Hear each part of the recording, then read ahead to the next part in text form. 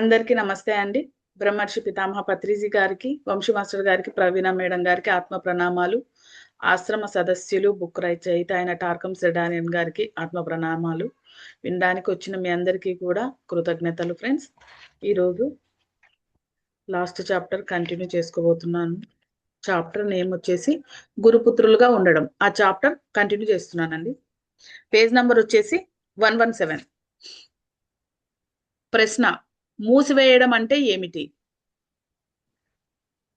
జవాబు: అంటే ఆ బంధం ఆశ్రమ కార్యకలాపాలలో కలుగజేసుకోవడం వల్ల నిలిపివేయబడటం.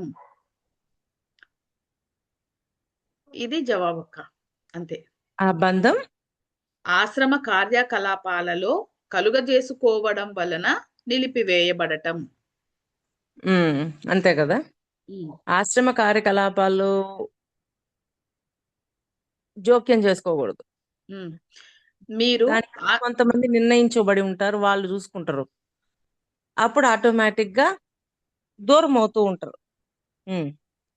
మీరు ఆశ్రమాలకు వెళ్ళినప్పుడు కానీ, మీ మాస్టర్తో సమాచారం ఏర్పరచుకున్నప్పుడు కానీ, మాస్టర్ మిమ్మల్ని తరచుగా నిలిపివేస్తారు. ఆయన మీ భౌతిక అనుభూతిక చర్యలను, మీ ఉద్దేశాలను, మనస్సును చూస్తారు, ఆగమంటారు. ఆయన మిమ్మల్ని ఆపిన ప్రతిసారి మీరు ఒక పెద్ద కుదుపుకు గురి అవుతారు. శక్తి ప్రవాహం ఆపివేయబడినప్పుడు మీరు వినాశక కుదుపుకు లోనవుతారు. అంటే గురువు ఆపమంటాడు ఫస్ట్. ఆపమన్నాక శక్తి ప్రవాహం ఆపివేయబడినప్పుడు మీరు వినాశకర కుదుపుకు లోనవుతారు. అంటే శక్తి ప్రవాహం లేనప్పుడు వినాశకరం అంటే ఆ శక్తి ప్రవాహం ఉన్నప్పుడు పైనుంచి మాస్టర్స్ ఇచ్చేయన్నీ అందుతూ ఉంటాయి కాబట్టి జాగ్రత్తగా ముందుకెళ్తాం. ఎప్పుడైతే శక్తి ప్రవాహం ఆగిపోతుందో మాస్టర్స్ నుంచి వచ్చే మెసేజ్ మనకు అందదు కదా. అందకపోవటం వల్ల డిస్టర్బెన్స్ క్రియేట్ అవుతుంది. అప్పుడు మన అంతా ఒక ఏంటిది, ఏం చేస్తున్నాను అని ఒక డిస్టర్బెన్స్ లోకి వెళ్తాం. ఇప్పుడు మాస్టర్స్ యొక్క సందేశాలు తీసుకుంటున్నప్పుడు ఇక్కడ వీళ్ళు ఈ పని చేస్తున్నారు, ఇక్కడ వీళ్ళు ఈ పని చేస్తున్నారు, ఈ పని అన్ని ఒక క్లారిటీలు ఉంటాయి. లేకపోతే డిస్టర్బెన్స్ అవుతుంది. మరొక ప్రశ్న అక్క. ప్రశ్న: శిష్యుడిని మాస్టరే మూసివేస్తాడా? శిష్యుడిని మాస్టరే మూసివేస్తాడా? ఇది ప్రశ్న. జవాబు: అవును. అవును అంటున్నారు. మాస్టరు శిష్యుడిని మాస్టరే మూసివేస్తాడా? ఇది ప్రశ్న. జవాబు: అవును అంటున్నారు. మాస్టర్ ఆ పని చేస్తాడు. శిష్యుడు తన అవివేకం, వ్యామోహం, భ్రమలు, కోరికలతో నడపబడి తనకు ఇష్టం వచ్చిన విధంగా ప్రవర్తిస్తాడు. అతని కళ్ళు మూసుకుపోతాయి. అతని నుంచి వచ్చే ప్రకంపనలు గమనించి మాస్టర్ మూసేస్తాడు. మనం ఇన్ని విషయాలు మాట్లాడుకునేటప్పుడు మనం మార్మికతను గురించి మాట్లాడుకున్నాము అనుకుంటారు, కానీ కాదు. మనం శక్తి రేఖలతో కలపబడి ఉన్నామని దివ్య దృష్టిలో కనబడుతుంది. చదవనాక మనం చూడగలిగితే కొంతమంది ఎక్కువ శక్తి రేఖలను, మరికొంతమంది తక్కువ శక్తి రేఖలను చెప్పింది అదే కదా. ఇప్పుడు ముందు చెప్పింది అదే కదా. అవునక్క. అంటే వాళ్ళకి క్లారిటీ వస్తుంది, లేకపోతే క్లారిటీ రాదు. అవునక్క. అది శక్తి రేఖలు కలపబడి ఉంటాయి అన్నది శాస్త్రీయమైన విషయం. అయితే ఒక భాగం ఎరుకతో ఉండి మరొక భాగం ఎరుకలో లేకపోతే ఒకరు ఆ హెచ్చుతగ్గులు నమోదు చేయగలుగుతున్నారని, మరొకరు చేయలేకపోతున్నారని అర్థం. అది ఆ కనెక్టివిటీ ఉండి ఆ శక్తి రేఖల్ని గమనించినప్పుడు అంతా మారిపోతూ ఉంటది మనకి. ఆ హెచ్చుతగ్గులు మాస్టర్ను వక్రీకరిస్తే ఆయన ఆపేస్తాడు. దానిలో శిష్యులు పెద్ద కుదుపుకు గురి అయి అతని జీవితంలో సున్నితత్వాన్ని కోల్పోతాడు. ఒక్కొక్క లైన్ చదువు. ఉమ్. మనం ఇన్ని విషయాలు మాట్లాడుకునేటప్పుడు మనం మార్మికతను గురించి మాట్లాడుకున్నాము అనుకుంటారు, కానీ ఉమ్. కాదు. మనం శక్తిరేఖలతో కలపబడి ఉన్నామని దివ్య దృష్టిలో కనబడుతుంది. అంటే మార్మికతను మాట్లాడుకున్నామంటే ఇక్కడ ఉన్న దాన్ని చూసి దాన్ని బట్టి ఇది ఇది అని ఎస్టిమేట్ చేస్తూ ఉన్నాం. ఎస్టిమేట్ చేసినప్పుడు ఉండే విధానం వేరు, కానీ హాస్టల్ గా కనెక్షన్ శక్తి రేఖల్ని గమనించినప్పుడు ఉండే విధానం వేరు. అదే. ఉమ్. మనం చూడగలిగితే కొంతమంది ఎక్కువ రేఖలను, మరి కొంతమంది తక్కువ రేఖలను చూస్తాము. ఉమ్. శక్తి రేఖలు కలపబడి ఉంటాయన్నది శాస్త్రీయమైన విషయం. ఉమ్. అయితే ఒక భాగం ఎరుకలో ఉండి మరొక భాగం ఎరుకలో లేకపోతే ఒకరు ఆ హెచ్చు తగ్గులు నమోదు చేయగలుగుతున్నారని మరొకరు చేయలేకపోతున్నారని అర్థం. ఉమ్.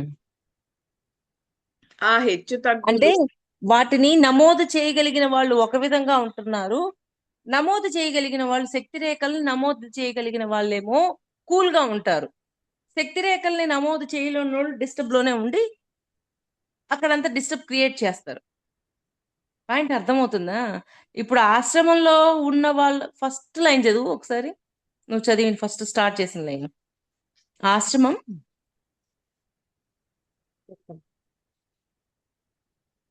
శిష్యుడు మీ ఆశ్రమాలకు వెళ్ళినప్పుడు కానీ మీ మాస్టర్తో సమాచారం ఏర్పరచుకున్నప్పుడు కానీ మాస్టర్ మిమ్మల్ని తరచుగా నిలిపివేస్తాడు. దానిపై లైన్ అమ్మా. అంటే ఆ బంధం ఆశ్రమ కార్యకలాపాలలో కలుగజేసుకోవడం వల్ల నిలిపివేయడం. అంటే ఆశ్రమం యొక్క కార్యకలాపాలలో ఊరికే కలుగ చేసుకుంటూ ఉంటే అక్కడ డిస్టర్బ్ వస్తుంది, కానీ ఆశ్రమం యొక్క కార్యకలాపాల్లో అక్కడ శక్తి ప్రవేశం అనేది ఒక్కొక్కరికి ఒక్కొక్క విధంగా ఉండుంటుంది. ఆ విధంగా ఉన్నప్పుడు ఆ డిస్టర్బ్ క్రియేట్ చేయకుండా ఉండాలి అంటే వీళ్ళకి ఒక క్లారిటీ ఉండాల. అక్కడ ఎవరెవరు ఏ పని చేస్తున్నారు, ఎవరెవరు ఎలా నిర్ణయించబడ్డారు, ఇవన్నీ ఉన్నప్పుడు డిస్టర్బెన్స్ ఉండదు, లేకపోతే డిస్టర్బెన్స్ ఉంటుంది. అంటే ఇది ప్రాక్టికల్ గా మీరు చూసినప్పుడు అర్థమవుతుంది. ఆ ఇప్పుడు మన హెచ్చు గ్రూప్ ఏముంది, మన గ్రూప్ లో నేను ఒక పోస్ట్, నువ్వు ఒక పోస్ట్, లావణ్య ఒక పోస్ట్, శారద ఒక పోస్ట్, మాధవి ఒక గీత ఒక పోస్ట్, మరి వీళ్ళందరూ చక్కగా వినడానికి ఒక పోస్ట్, ఇట్లా పోస్టులన్నీ నిర్ణయించబడ్డాయి. ఎందుకు నిర్ణయించబడ్డాయి అనేది కూడా ఒక క్లారిటీ ఉన్నప్పుడు అక్కడ ఏమి డిస్టర్బెన్స్ క్రియేట్ అవ్వకుండా న్యూట్రల్ గా జరుగుతా పోద్ది. పాయింట్ అర్థమైందా ఇప్పటికన్నా? అర్థమైందక్క, అర్థమైంది. దానిలో శిష్యులు పెద్ద కుదుపుకు గురి అయి అతని జీవితంలో సున్నితత్వాన్ని కోల్పోతాడు. ఎందుకు కుదుపు అయ్యాడు? ఆ శక్తి ప్రభావం ఎవరెవరికి ఎట్లా ఉంది అనేది తెలియకపోవటం వల్ల డిస్టర్బ్ అవుతాడు. కుదుపు అంటే ఒక రకమైన బ్యాలెన్స్ కోల్పోవటం. ఓకే అక్క. మరొక ప్రశ్న, మూసివేయబడటం జరిగిన తరువాత శిష్యుడు ఆ సరిహద్దుల్లో ఉండడా? ఇది క్వశ్చన్ అక్క. జవాబు, ఆ ఇద్దరి మధ్య సమాచారం ఏర్పడాలంటే వారు సన్నిహితంగా ఉండాలి. అంటే ఇప్పుడు సమూహంలోకి వచ్చాము, సమూహంలోకి వచ్చాక మెయిన్ హెడ్ అంటే ఉంటారు. ఆ మెయిన్ హెడ్ యొక్క కనెక్షన్ తోటి, హాస్టల్ కనెక్షన్ తోటి అక్కడ ఉండటం, ఇక్కడ ఒక్కొక్కరికి ఒక్కొక్క పోస్ట్ ఎందుకు ఇవ్వబడిందంటే వాళ్లకు వచ్చే శక్తి ప్రవాహాన్ని బట్టి ఒక్కొక్క పోస్ట్ ఇవ్వబడింది. ఆ పోస్ట్ లో ఉండడం అనేది చేసుకోగలగాలి. ఒకవేళ శిష్యుడు అలా కాదు అనుకోండి, అక్కడికక్కడ క్లోజ్ అయిపోతుంది ఆయనకి. ఆ క్లోజ్ అయిపోయినప్పుడు పరిస్థితి ఏంటి అని. మళ్ళీ చదువు క్వశ్చన్ ఆన్సర్. మూసివేయబడటం జరిగిన తరువాత శిష్యుడు ఆ సరిహద్దుల్లో ఉండడా? జవాబు, ఆ ఇద్దరి మధ్య సమాచారం ఏర్పడాలంటే వారు సన్నిహితంగా ఉండాలి. అంటే స్నేహంగా ఉండాలి, సన్నిహితంగా ఉండాలి. మధ్యలో ఇవన్నీ వచ్చి కూర్చున్నాయనుకో అరిషడ్ వర్గాలు అయిపోద్ది. సన్నిహితంగా ఉన్నప్పుడు మాత్రమే శిష్యుడు చేసే పొరపాట్లు గురువుపై ప్రభావం చూపుతాయి. అవి శిష్యుడిగా స్వీకరించిన తరువాత సంభవిస్తుంది. ఉమ్, శిష్యుడు ఎంత స్వచ్ఛతతో తన ఆలోచనలు, కోరికలు మాస్టర్పై కానీ సమూహపు ప్రకంపనకు కానీ విరుద్ధంగా లేకుండా నిర్మలంగా ఉంటాడు. అలా ఉండాలి అని చెప్తున్నారు ఆయన. ఉమ్. వ్యతిరేకంగా ఉండకుండా నిర్మలంగా ఉండేటట్టు, ఉండాలి. వాళ్ళతోటి సన్నిహితంగా ఉండేటట్లు చూసుకోవాలి. గురువుతోటి, మిగిలిన వాళ్ళతోటి, అందరితోటి. ఓకే అక్క. సమూహం అభివృద్ధి చెందే కొద్దీ మీ మాటలు, చేతలు, ఆలోచనలలో ఎంతో కొత్తగా ఉండాలి. లేనట్లయితే మీరు ఆ సమూహం లేదా కాంతి రేఖలో బీటలు ఏర్పరుస్తారు. ఉమ్, ఆధ్యాత్మిక సంఘ సభ్యులు మనుష్యుల సమూహంపై స్పష్టతను తెస్తున్నారని భావిస్తే కరుణ లేకుండా వెంటనే వారిని నిలిపివేయాలి. మళ్ళీ ఆధ్యాత్మిక చేతులు సంఘ సభ్యులు ఉమ్, మనుష్యుల సమూహంపై ఉమ్, స్పష్టతను తెస్తున్నారని ఉమ్. భావిస్తే కరుణ లేకుండా వెంటనే వారిని నిలిపేయాలి. నేను ఈ పేర లాస్ట్ వరకు చదువుతానక్క, తర్వాత మళ్ళీ ఒక్కొక్క లైన్ చదువుతాను. చదువు, మొత్తం చదువు. సమూహపు నిర్మలత్వం ఎంతో ముఖ్యం. అందుకే మాస్టర్లు అది సమూహాన్ని ప్రభావితం చేస్తుంది అని చెబుతారు. మీ తగాదాల ప్రభావం కూడా సమూహం మీద ఉంటుంది. సమూహంలో సమస్యలు ఇంటి దగ్గర పోట్లాడుకునే స్త్రీ పురుషుల నుంచి మొదలై సమూహాన్ని కలుషితం చేస్తాయి. ఇంతవరకు అక్క. ఉమ్, మళ్ళీ ఫస్ట్ నుంచి అవుతాను. ఆ ఓకే. ఇద్దరి మధ్య మూసివేయబడటం జరిగిన తరువాత శిష్యుడు ఆ సరిహద్దుల్లో ఉండడా? ఇది ప్రశ్న. జవాబు: ఆ ఇద్దరి మధ్య, ఆ ఇద్దరు అంటే ఎవరంటారు? శిష్యుడు, గురువు. ఆ ఇద్దరి మధ్య అంటే శిష్యుడి సమాచారం. యొక్క ప్రయాణం మూసివేయబడింది ఉమ్, అంటే ఏంటి అని ఒక క్లారిటీ కోసం క్వశ్చన్ చేశారు. ఓకే. ఆ ఇద్దరి మధ్య సమాచారం ఏర్పడాలంటే వారు సన్నిహితంగా ఉండాలి. సన్నిహితంగా ఉన్నప్పుడు మాత్రమే శిష్యుడు చేసే పొరపాట్లు గురువుపై ప్రభావం చూపుతాయి. అంటే సన్నిహితంగా ఉంటే ఆ ప్రభావం చూపించబడుతుంది. ఓకే. అంటే ఆ శిష్యుడు చేసే పొరపాట్లన్నీ చదువు గురువుకి చదువు క్లారిటీ. తెలుస్తాయి. ఓకే ఓకే అని సరే. సన్నిహితంగా ఉన్నప్పుడు మాత్రమే శిష్యుడు చేసే పొరపాట్లు గురువుపై ప్రభావం చూపుతాయి. అవి శిష్యునిగా స్వీకరించిన తరువాత సంభవిస్తుంది. ఓకే. శిష్యుడు ఎంత స్వచ్ఛతతో తన ఆలోచనలు, కోరికలు మాస్టర్పై కానీ సమూహపు ప్రకంపనకు కానీ విరుద్ధంగా లేకుండా నిర్మలంగా ఉంటాడు. ఈ లైన్ మళ్ళీ చదువు. శిష్యుడు ఎంత స్వచ్ఛతతో తన ఆలోచనలు, కోరికలు మాస్టర్పై కానీ సమూహపు ప్రకంపనకు కానీ విరుద్ధంగా లేకుండా నిర్మలంగా ఉంటాడు. అంటే ముందు పిట్లో ఏంటి? శిష్యుడికి గురువుకి మధ్య సన్నిహితం ఉన్నప్పుడు గురువు శిష్యుడిని అంగీకరించాక శిష్యుడి యొక్క ప్రభావం గురువు మీద ఉంటుంది అని ఒక కోణంలో చెప్పారు. ఇక్కడ ఏం చెప్తున్నారు? గురువుకి శిష్యుడు ఎలా ఉండాలి? స్వచ్ఛంగా ఉండాలి. ఆలోచనలు, కోరికలు మాస్టర్ పై సమూహపు ప్రకంపన కానీ విరుద్ధంగా లేకుండా చాలా నిర్మలంగా ఉండాలి అంటున్నారు. అంటే నిర్మలంగా ఉండేటట్లు చూసుకోవాలి. ముందు ఉన్నట్లు ఉంటే మూసివేయబడుతుంది. ఇప్పుడు చెప్పుకున్నట్లు ఉంటే మూసివేయబడదు. అవునక్క.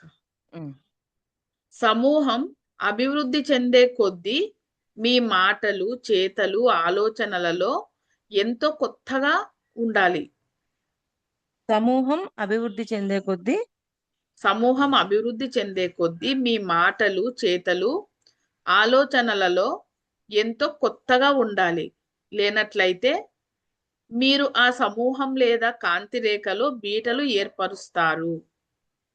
అంటే ఎప్పుడు అప్డేట్ అవుతూ ఉండాలా, కొత్తగా ఉండాలా, క్రియేషన్ మారుస్తూ ఉండాలా, కొత్త క్రియేట్ చేస్తూ ఉండాలా, ఎన్ని ఉండాలి. ఇవన్నీ లేవనుకో ఆ సమూహంలో బీటలు పారుతాయి. అంటే ఆధ్యాత్మిక ఏమవుతుంది బీటలు బారడం అంటే ఏంటి? డిష్ ఫైటింగ్లే. అంటే గొడవలు వస్తాయి అంటారు. ఫైటింగ్లు అవుతుంటాయి. ఉమ్. అందుకని ఎప్పుడు కొత్తగా చెప్పు, అక్కడ ఏం రాశాడు? ఆ, సమూహం అభివృద్ధి చెందే కొద్దీ మీ మాటలు, చేతలు, ఆలోచనలలో ఎంతో కొత్తగా ఉండాలి. అవన్నీ లేనట్లయితే లేవనుకుంటే ఇంకా అయిపోద్దాడు. లేనట్లయితే సమూహం కాంతిరేఖలో బీటలు ఏర్పరుస్తారు. కాంతి తగ్గి బీటలు బారిపోతుంటది.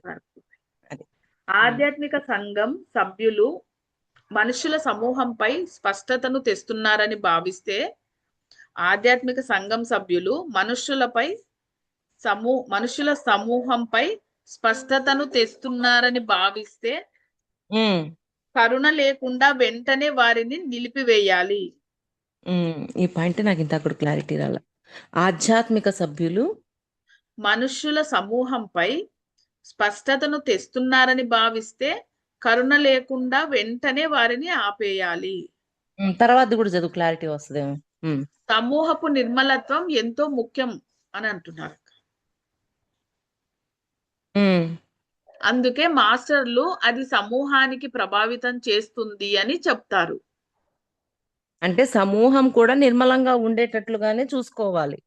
అలా చూసుకుంటే ఇంకా ఇంకా ముందుకెళ్ళగలరు, లేకపోతే వెళ్ళలేరు. మీ తగాదాలు ప్రభావం కూడా సమూహం మీద ఉంటుంది. అంటే సమూహంలో మీ తగాదాల ప్రభావం కూడా సమూహం మీద ఉంటుంది. సమూహంలో సమస్యలు ఇంటి దగ్గర పోట్లాడుకునే స్త్రీ పురుషుల నుంచి మొదలై సమూహాన్ని కలుషితం చేస్తాయి.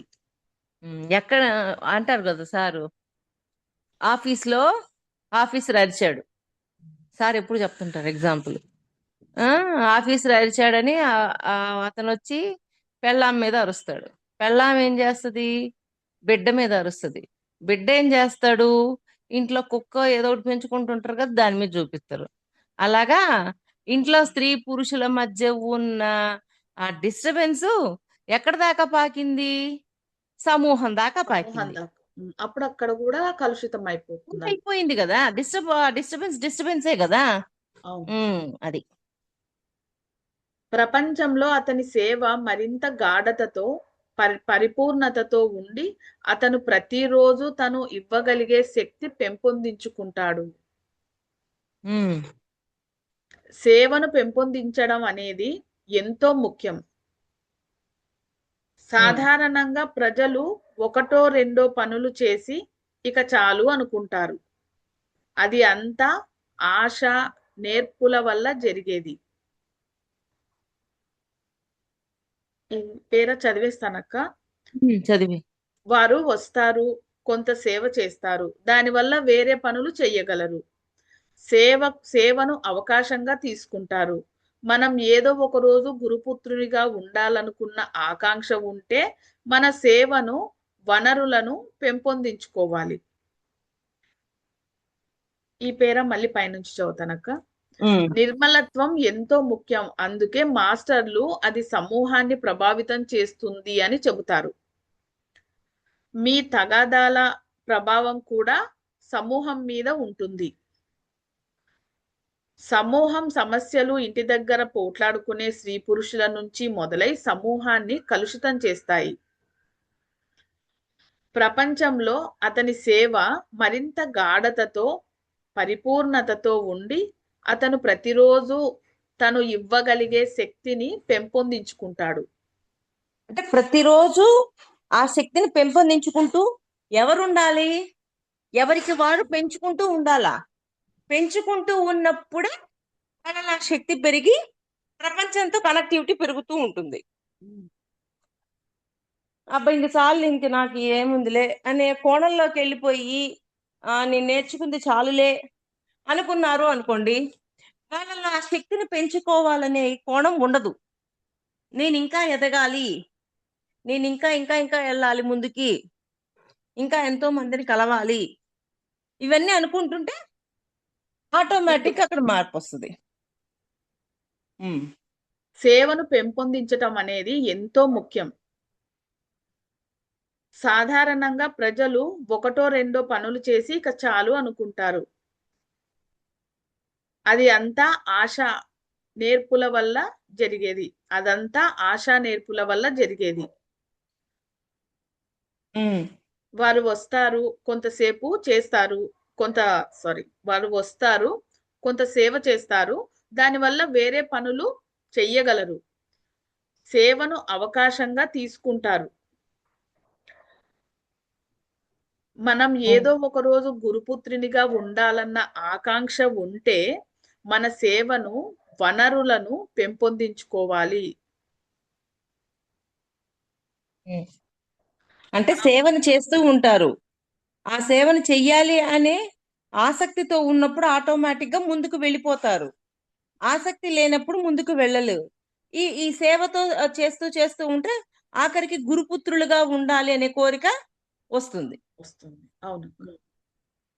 ఆ వనరులు ఏవి అని అంటున్నారు? Question mark. ఆ వనరులు ఏవి? మీ నైపుణ్యాలు, సుగుణాలు, మేధాశక్తి, విద్య, జ్ఞాన స్థాయి, ఇవన్నీ వనరులు. నైపుణ్యాలు, సుగుణాలు, మేధోశక్తి, విద్య, జ్ఞానం స్థాయి.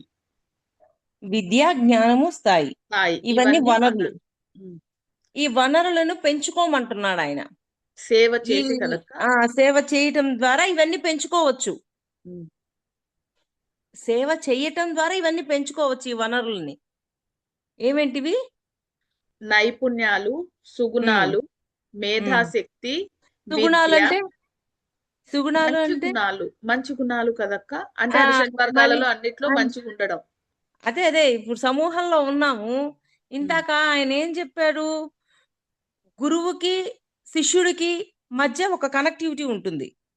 ఆ కనెక్టివిటీ తోటి శిష్యుడిని అంగీకరించాడు గురువు. అప్పుడు శిష్యుడు ఏం చేస్తుంది అనేది గురువు కాడికి అర్థమవుతుంది. కానీ శిష్యుడు అందరికీ తగ్గట్లుగా జాగ్రత్తగా ఉండి వాళ్ళకి వ్యతిరేకంగా లేకుండా ఉన్నప్పుడు చక్కగా ఉంటుంది. శిష్యుడికి, గురువుకి, శిష్యుడికి, సమూహానికి మధ్య కనెక్టివిటీ. ఓకే, అలాగా ఎప్పుడైతే ఉంటామో అప్పుడు మనలో నైపుణ్యము, జ్ఞానము, మేధస్సు, ఇవన్నీ ఆటోమేటిక్ గా మనలో ఆ వనరులన్నీ పెరుగుతాయి. అది వ్యతిరేకత లేకుండా ఉన్నప్పుడు ఈ వనరులు పెరుగుతాయి. అదే శిష్యుడికి గురువు మీద ఏదేదో ఉండి ఎలాగో ఉన్నాడు అనుకో, శిష్యుడికి అన్ని గురువుకి తెలిసిపోతూ ఉంటాయి. మీరు మరింత అభివృద్ధి చెంది సౌందర్యంతో గొప్ప స్థాయిలో ఉంటే అందరూ దాని నుంచి లబ్ధి పొందుతారు. మీరు మరింత అభివృద్ధి చెంది సౌందర్యంతో గొప్ప స్థాయిలో ఉంటే అందరూ దాని నుంచి లబ్ధి పొందుతారు. అంటే దాని నుంచి లాభమే పొందుతారు. అందరూ అన్నారు, వాళ్ళొక్కరే కాదు, అందరూ లాభం పొందుతారు. ఆ పాయింట్ మళ్ళీ చదువు. మీరు మరింత అభివృద్ధి చెంది సౌందర్యంతో గొప్ప స్థాయిలో ఉంటే అందరూ దాని నుండి లబ్ధి పొందుతారు. అందరూ అక్కడ మంచి స్థాయిలో ఉన్నారు, వాళ్ళు సౌందర్యంతో ఉన్నారు, దాని వల్ల మిగిలిన వాళ్ళందరూ లాభమే పొందుతారు. అంటే ఒకరి వల్ల ఎంతమంది లాభం పొందుతున్నారో చూడు. అవును, అది వనరులు సృజనాత్మకం, కళాత్మకం. అదంతా సమూహం యొక్క చైతన్యపు కొలనులోకి చేరుతుంది. కనుక ఇక్కడ రెండు విషయాలు ఉన్నాయి. మీరు మీ సేవ క్షేత్రాన్ని విస్తరించటం, సేవ ఏదో, సేవ కానిదేదో తెలుసుకోవటం. కొన్నిసార్లు సేవ చేస్తున్నాం అనుకుంటూ మనల్ని మనం నాశనం చేసుకుంటాం. దానిని ఎలా తెలుసుకోవాలి? మీ దగ్గర ఉన్న అంటే సేవ చేస్తున్నామని అనుకుని మనల్ని మనం నాశనం చేసుకుంటూ ఉంటాం. అంటే అక్కడ చేయట్లా, కానీ చేస్తున్నాను ఫీల్ అవుతున్నాం. అది ఎలా గుర్తించాలి? నేను సేవ చేస్తున్నాను అని ఎలా గుర్తించాలి ఎవరికి వాళ్ళు అనే క్లారిటీ చెప్తున్నారు. ఉమ్, దానిని ఎలా తెలుసుకోవాలంటే మీ దగ్గర ఉన్న సమాచారంతో మీరు ప్రజలకు అసమ్మతిని తెలియజేయవచ్చు. ఉమ్, దానివల్ల ఉపయోగం లేదు. ఎవరికి వారే మంచి చెడు తెలుసుకొని వారే చర్య తీసుకొని ఆపుకోవాలి. అలా చెయ్యగలిగితే అతను తనని కర్మ కర్మ చట్టు కాదు కర్మ చుట్టుకోక ముందే ఆపుకోగలుగుతాడు. మళ్ళీ చదువుది. ఉమ్. కొన్నిసార్లు సేవ చేస్తున్నాం అనుకుంటూ మనల్ని మనం నాశనం చేసుకుంటూ ఉంటాము. దానిని ఎలా తీసుకోవాలి? మీ దగ్గర ఉన్న సమాచారంతో మీరు ప్రజలకు అసమ్మతిని తెలియజేయవచ్చు. దగ్గరున్న సమాచారంతో ప్రజలకి అసమ్మతిని అసమ్మతి తెలియజేయొచ్చు. ఉమ్, దానివల్ల ఉపయోగం లేదు. ఎవరికి వారే మంచి చెడు తెలుసుకొని వారే చర్య తీసుకోని ఆపాలి. అంటే అందరికి చెప్పి చెయ్యడం కాదు, నీ సెల్ఫ్ చెకింగ్ తోటి నువ్వే తెలుసుకో. ఉమ్. తెలుసుకొని దాని యొక్క ఆపుకోవాలి. ఫలితం ఏంటి? నేను ఇప్పుడు సేవ చేశాను అని అనుకుంటున్నావు. ఈ సేవ చేసినాక అవుట్పుట్ ఎలా ఉంటుంది, దీనివల్ల ఏం జరుగుతుంది అని ఎస్టిమేట్ చెయ్యాలా. అవన్నీ నీకు నువ్వుగా చేసుకో, సెల్ఫ్ చెకింగ్ చేసుకో అని చెప్తున్నారు ఆ విషయంలో కూడా. అవును. ఉమ్, అలా చెయ్యగలిగితే అతను తనని కర్మ చుట్టుకోక ముందే ఆపుకోగలుగుతాడు. అది అంటే చేసేశాక సమూహంలో ఏం జరిగింది అనేది కాకుండా, చెయ్యక ముందే ఈ కర్మ యొక్క ఫలితాన్ని ఎస్టిమేట్ చేసి ఎలా ఉంటుంది అనేది నువ్వు ముందే గ్రహించు. ఆ గ్రహించడం ద్వారా నువ్వు దాంట్లో మార్పులు చేర్పులు చేయగలుగుతావు. ఇంకా చేసేశాక దాని కర్మచక్రాలు ఇరుక్కోకుండా పోతామా ఏంది? తప్పకుండా చుట్టుకుంటుంది. ఇరుక్కోకుండా మనమే ముందే చూసుకోవాలి అంటున్నారు. అది నువ్వు సేవ చెయ్యాలి అనుకున్నావు. ఇప్పుడు సేవ చెయ్యాలి అనుకుని ఆ ఎత్తుకున్నాము ఒక పని ఎత్తుకోగానే ఆ పని యొక్క ఫలితము ఎస్టిమేట్ చేయాలా. ఈ ఫలితము అందరికీ మంచిగా కలగజేస్తుందా, ఎవరినైనా ఇబ్బందులు పెడుతుందా, ఎవరికైనా ఇంకా ఇంకా జరుగుతుందా, ఇవన్నీ ఎస్టిమేట్ చేయాలా. ఇవన్నీ ఎస్టిమేట్ చేసుకుంటూ చేసుకుంటూ చేసుకుంటూ ముందుకు వెళ్తూ ఉండాలా. అలా ఎస్టిమేట్ చేయకుండా ఉన్నామే అనుకోండి, ఆ ఫలితాన్ని ఇంకా మనం చేస్తున్న కర్మని మార్చకుండా వెళ్ళిపోతూ ఉంటాం. అక్కడ ఎవడు ఎంత పెద్ద దెబ్బ తగిలినా ఎంత నష్టపోయినా నాకేం సంబంధం లేదు అంటే కుదరదు. మళ్ళీ అప్పుడు కర్మచక్రంలో మనం ఇరుక్కుంటాం.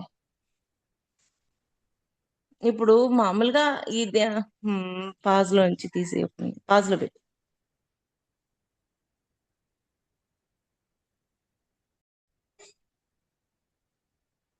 మరొక ప్రశ్న అక్క. అతను ప్రయత్నిస్తూనే ఉన్నాడు కానీ ఏ కొరత కనబడలేదు అంటే ఏమిటి? ఇది ప్రశ్న అక్క. అతను ప్రయత్నిస్తూనే ఉన్నాడు కానీ ఏ కొరత కనపడలేదు అంటే ఏమిటి అని ఆన్సర్. అంటే ముందునేమో కొరత కనపడితే ఎలా ఉంటది చెప్పారు. ఇప్పుడు ఏ కొరత కనిపించట్లేదంటే ఏంటి అని అడుగు చెప్తున్నారు. జవాబు: అతను ఏ అపరాధంలోనూ కనుగొనబడలేదు. అంటే పైన ఉన్న మాస్టర్లు చూస్తున్నారు, ఎక్కడ దొరకల. ప్రతి వారు చాలా సూక్ష్మ పరిస్థితులలో పరీక్షింపబడి అధిగమించాలి. అది అసలు కొంతమంది ఉంటారు ఎక్కడ దొరకరు అనమాట. మాస్టర్ అంటే వీడికి ఏ టెస్ట్ పెడదాం, ఎట్లాగా ఎక్కడ దొరకట్లా, వీడు చాలా గ్రేటర్ ఇప్పటిదాకా అని గమనిస్తూ ఉంటారు. ఎక్కడ ఒక చిన్న పాయింట్ దొరుకుతారు అప్పుడు పరీక్ష పెడతారు మళ్ళీ. అది మనమందరము మన దుర్గుణాలు సుగుణాలు మన వృత్తి బంధాలతో పరీక్షింపబడతాము. ఆధ్యాత్మికతలో ప్రతిసారి మీరు పరీక్షింపబడతారు. అంతే. కానీ ఒక విషయం గుర్తుంచుకోండి, మీ ఆధ్యాత్మికత మీ స్వలాభం కోసం కాదు. అది మీరు పుత్రునిగా మారడం కోసం మీ స్థాయి మేరకు సహాయం సేవ చెయ్యండి. అది ఒక్క నిమిషం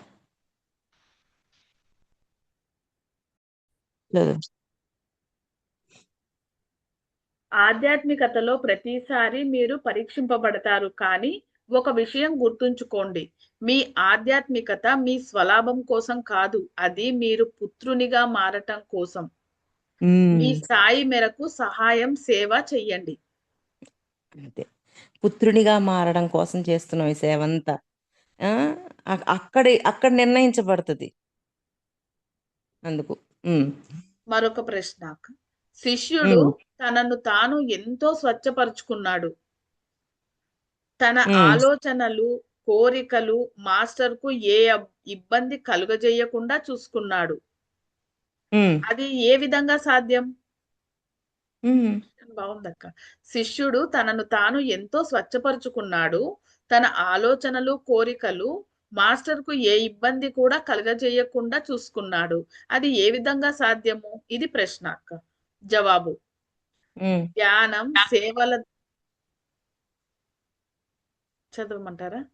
ఉమ్, ధ్యానం, సేవల ద్వారా మీకు అవివేకపు కోరికలు, ఆలోచనలు ఉంటే వాటి ప్రభావం మాస్టర్ పై పడుతుంది. ఉమ్. అవివేకం ఉన్నప్పుడు మాస్టర్ పై ప్రభావం ఉంటుంది. ఉమ్, అందువలన ఆయన మిమ్మల్ని 2 సంవత్సరాలలో, 2 జన్మలలో, 20 జన్మలలో మీరు సిద్ధమయ్యేటంత వరకు దూరం పెట్టవచ్చు. ఉమ్, ఆయన మీ కోరికలు, ఆలోచనలు, చర్యలు స్వచ్ఛంగా ఉన్నాయని భావించినప్పుడు ఆయనే మిమ్మల్ని తన వైపు సన్నిహితంగా లాక్కుంటాడు. ఓకే. ఉమ్, ధ్యానం, సేవ మీ మధ్య అయస్కాంత బంధం ఏర్పరుస్తాయి. ఉమ్, సరి అయిన ధ్యానం చెయ్యండి. ధ్యానం నీరు వంటిది. నీరు నేలను కలిపి ఇటుకలను నిర్మిస్తుంది. నేలను అంటే మట్టితో కలిసి ఇటుకలను నిర్మిస్తుంది. నేల అంటే సుప్త చైతన్యం. ధ్యానం అనేది శక్తి. ఆ శుద్ధ చైతన్యం కనెక్ట్ చేసేస్తుంది. ధ్యానం మీ సుప్త చేతనాన్ని స్వచ్ఛపరిచి దానిలోని పదార్థాన్ని ఉపయోగిస్తుంది. ఎంత బాగా అందుకోసం పోల్చారో చూడండి. ఉమ్, అందుకోసం ధ్యానం చేసినప్పుడు మధ్యలో ఆపండి. ఆపితే మీ సుప్త చైతన్యాన్ని ముంచెత్తుతుంది. మళ్ళీ ఒకసారి నిదానంగా చదువు. ఇంకా ఉందక్క. ధ్యానం పారాగ్రాఫ్ చదివి చదువు. ఆ, ధ్యానం, సేవల ద్వారా మీలో అవివేకపు కోరికలు, ఆలోచనలు ఉంటే వాటి ప్రభావం మాస్టర్ పై పడుతుంది. అందువలన ఆయన మిమ్మల్ని 2 సంవత్సరాలో లేక 2 జన్మలలో, 20 జన్మలలో మీరు సిద్ధమయ్యేంత వరకు దూరం పెట్టవచ్చు. ఆయన మీ కోరికలు, ఆలోచనలు, చర్యలు స్వచ్ఛంగా ఉన్నాయని భావించినప్పుడు ఆయనే మిమ్మల్ని తన వైపు సన్నిహితంగా లాక్కుంటాడు. ధ్యానం, సేవ మీ మధ్య అయస్కాంత బంధం ఏర్పరుస్తాయి. ఉమ్, సరి అయిన ధ్యానం చెయ్యండి. ధ్యానం నీరు వంటిది. నీరు నేలను అంటే మట్టితో కలిసి ఇటుకలను నిర్మిస్తుంది. నేల అంటే సుప్త చైతన్యం. ధ్యానం అనేది శక్తి. ధ్యానం మీ సుప్త చేతనాన్ని స్వచ్ఛపరిచి దానిలో పదార్థాన్ని ఉపయోగిస్తుంది. అంటే ధ్యానం ద్వారా శక్తిని తీసుకుంటూ మన శుద్ధ చైతన్యాన్ని క్లీన్ చేసుకుంటూ దాన్ని ఉపయోగించుకోవడం అనేది చేస్తాం మనం. ఉమ్, అందుకోసం ధ్యానం చేసినప్పుడు మధ్యలో ఆపండి. ఆపితే మీ సుప్త చైతన్యాన్ని ముంచెత్తుతుంది. ఉమ్, ఇదంతా ఒక మాస్టర్తో కానీ లేదా సమూహాత్మలో ఎవరితోనైనా కానీ అతని బంధానికి చెందింది. ఇదంతా ఒక మాస్టర్తో కానీ లేదా సమూహాత్మలో ఎవరితోనైనా కానీ అతని బంధానికి చెందింది. అతని అతని బంధానికి చెందింది. అతని ఉపదేశం తీసుకోవటం పైన ఇది ఆధారపడి ఉంటుంది. ఉమ్, ఉపదేశం పొందిన వారు గురుపుత్రులు అవ్వకపోవచ్చు. ఉపదేశం పొందిన వారు గురుపుత్రులు అవ్వకపోవచ్చు. శిష్యరికం అనేది కర్మ అనుబంధాలతో నడపబడే ఒక వ్యక్తిగత బంధం. కర్మ అనుబంధాలతో నడపబడే ఒక వ్యక్తిగత బంధం. శిష్యరికం అనేది కూడా. ఉమ్, అవునక్క. అయితే ఓకే ఓకే, ఒక్క నిమిషం ఉండు. సమాధానం కర్మబంధాలని.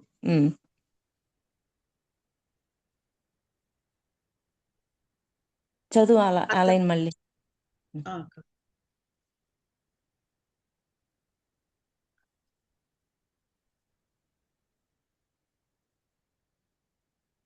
ఉపదేశం పొందిన వారు గురుపుత్రులు అవ్వకపోవచ్చు. శిష్యరికం అనేది కర్మ అనుబంధాలతో నడపబడే ఒక వ్యక్తిగత బంధం. ఉమ్, అది ఆధ్యాత్మిక సంఘంలో సంబంధపు స్థాయిపై ఆధారపడదు. ఉపదేశం పొందిన వారి సంకల్పాలు స్వచ్ఛంగా లేకపోతే మాస్టర్ వారిని స్వీకరించరు.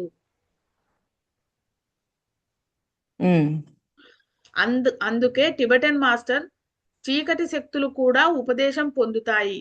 అవి 1-2 ఉపదేశాలు పొందవచ్చు, కానీ మూడవది పొందలేరు అంటారు. చీకటి శక్తులు కూడా ఉపదేశాలు పొందొచ్చు. కానీ 1-2 పొందుతాయంట అవి, కానీ మూడవది పొందలేవు అంటే ఇంక అంటున్నారు. అక్కడికి వాటి శక్తి సరిపోలా.